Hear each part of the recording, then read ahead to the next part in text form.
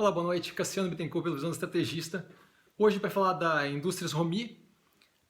A Romi trabalha aí vendendo, produzindo e vendendo bens de capital, nada mais é do que as máquinas que as empresas usam para fazer os produtos finais. Então ela se divide basicamente em três operações: a operação da Máquinas Romi, a BW e a operação de fundidos que eles operam. Através disso eles atendem a indústria. Então, tendo em vista que eles atendem a indústria, um indicativo bem interessante que a gente pode usar para entender um pouquinho da operação e a projeção que aquela operação tem com o passar do tempo e com o prazo, para ter uma noção aí de longo prazo da operação, a gente pode usar o quê? O PIB industrial, porque são todas questões que são afetadas justamente pelo estímulo ali da indústria, pela operação da indústria, por quão aquecida está a economia. Quanto mais aquecida a economia, maior a demanda por maquinário, maior a demanda pelos bens de capital que a Romi produz. Além disso, formação bruta de capital fixo, quer dizer, que é justamente aquela compra, aquele aumento no investimento em maquinário das indústrias. A utilização da capacidade instalada das indústrias, ou seja, quanto menor a utilização da capacidade instalada das indústrias, menor o espaço para elas crescerem, porque elas já estão ali operando num nível mais baixo, então não tem por que comprar maquinário para aumentar a produção. Isso, obviamente, acaba afetando o faturamento, a receita operacional líquida de empresas de bens de capital, que é o caso da Romi. Além disso, o índice de confiança do empresário industrial, que é justamente para entender quão confiante está aquele cara que justamente compra os meus produtos, os meus bens de capital, o quão confiante ele está no longo prazo, porque comprar maquinário é uma compra justamente muito focada no médio e longo prazo, porque você compra o maquinário, ele leva um tempo para ser feito e aí sim você vai começar a produzir com ele. Então é um pensamento de longo prazo quando você vem comprar, diferente de quando você vai comprar numa empresa de varejo. Quando você vem comprar com uma empresa que produz bens de capital, você está pensando 1 ano, 2 anos, 3 anos à frente. Tá, ok? Então esses são bons indicativos para a gente sempre levar em consideração. A empresa inclusive bota na apresentação deles. Falando da operação, a gente vê ali a Romi, que é um dos pedaços, um dos 3 pedaços da operação, melhorando. Isso é super positivo, ela tem uma melhora considerável. A gente vê que as margens e faturamento são afetados negativamente, ali tem uma pressão por causa da entrega menor do número de máquinas no primeiro trimestre, que deve melhorar durante o ano, mas que nesse momento foi atípico, de 2 máquinas só da BW, que acaba afetando os resultados. Além disso, a redução na demanda de peças grandes acaba afetando o resultado entregue pela fundição. E isso daí a gente vê refletido claramente, afetando bastante o resultado. A gente vê a margem bruta do primeiro trimestre de 2019 acertando ali 19,5%, que não é propriamente necessariamente pequeno ou grande, mas quando a gente compara com as margens, com a oscilação da margem bruta do primeiro trimestre de 2017 até o período do quarto trimestre de 2018, a gente vê que ele oscilou ali entre 24,7% e 29,5%, então está bem longe da oscilação normal. Tá? Então, não foi propriamente um período bom esse entre 2017 e 2018, então mesmo em um período difícil a margem estava consideravelmente melhor.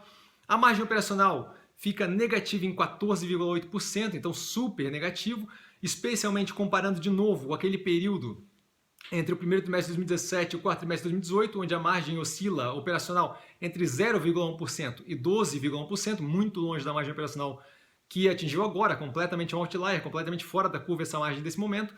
A margem EBITDA em menos 8%, novamente muito fora daquela oscilação natural dos últimos 2 anos, que fica entre 5,3% e 15,5%.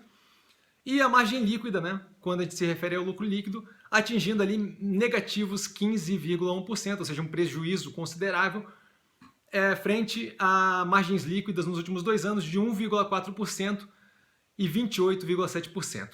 Isso, como eu disse antes, explicado pela entrega menor da BW e também pela redução da demanda de peças grandes para a área de fundição. Tá ok? De qualquer forma, a gente vê claramente ali que esse resultado desse trimestre foi um outlier, foi muito fora da curva, foi algo bem diferente. E a minha questão é justamente essa, sabe? Numa situação onde a melhoria da Romi, que é responsável ali por 57% do faturamento no primeiro trimestre de 2019 e 47% do faturamento no primeiro trimestre de 2018, se essa melhoria não resolveu para mitigar a redução da quantidade de máquinas entregues da BW, que foi aí de 2 máquinas no trimestre, frente a uma média ali aproximada de 6 máquinas por trimestre. Então, assim, não é uma diferença absurdamente gigantesca, ela não opera entregando um número gigantesco de máquinas, ela leva geralmente aí 12 meses para produzir uma máquina dessa, então os números ali ficavam entre 6, mais ou menos na média ali de 6 máquinas por trimestre, então essa redução de entrega numa operação ali da BW que é responsável por 15% da receita operacional líquida nesse trimestre e 22% da receita operacional líquida do primeiro trimestre de 2018, então não é uma operação que é a maior da empresa. Além disso, a queda de 18,2% do faturamento de fundidos, que é responsável por 28% da receita operacional líquida, 31% da receita operacional líquida do primeiro trimestre de 2018, essas duas não conseguiram ser mitigadas pela melhora operacional da Romi. Então, assim, se nesse caso dessa redução de entrega de máquinas no primeiro trimestre, e que já é um trimestre que geralmente é pressionado, né?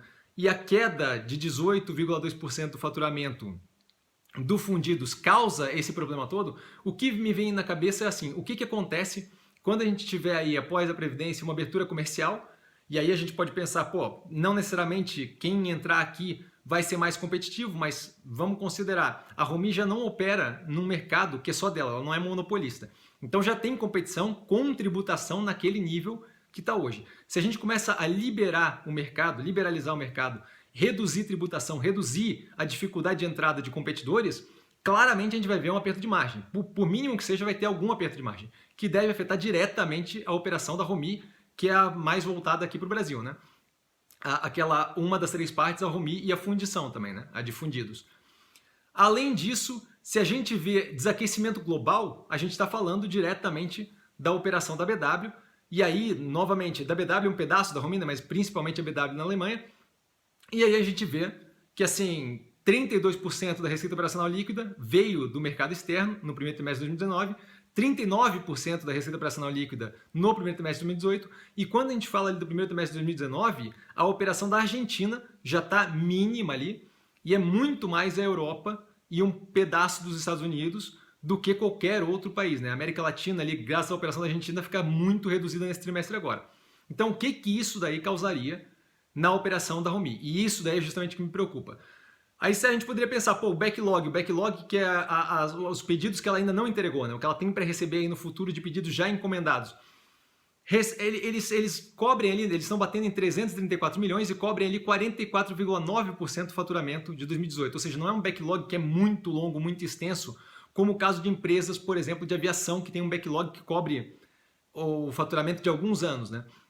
Além disso, 56,1% desse backlog no primeiro trimestre de 2019 é justamente da BW. Então, assim, que é justamente quem poderia sofrer com a saturação, a redução do crescimento global. Então, isso daí já deixa com que o backlog não seja, de fato, algo muito interessante como mitigador da possibilidade de a gente ter aí pressão futura na operação da empresa, né?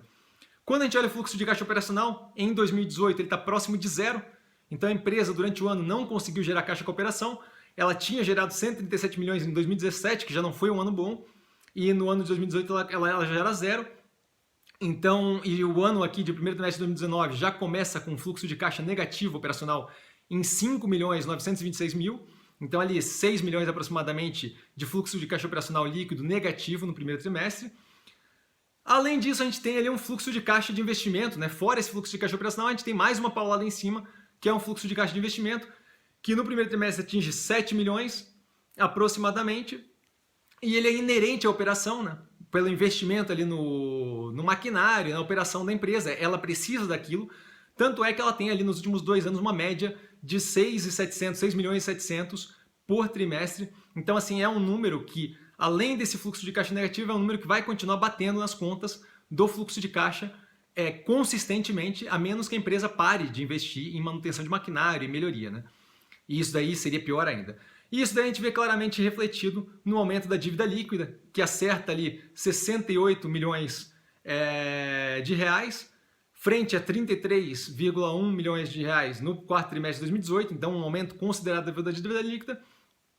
Levando esses fatos em consideração, a gente, quando olha para o preço da ação, vê que ela já tem um delta positivo, ali, um crescimento durante o ano de 70,53%, Então eu acho que eu prefiro dar preferência nesse momento, levando todos esses pontos em consideração, a outros ativos que não tenham aí uma situação que se mostrou muito afetada por uma oscilação que não é propriamente a maior oscilação que a gente já viu, tá? Aquela questão do maquinário, a questão da queda do faturamento ali em peças grandes da fundição.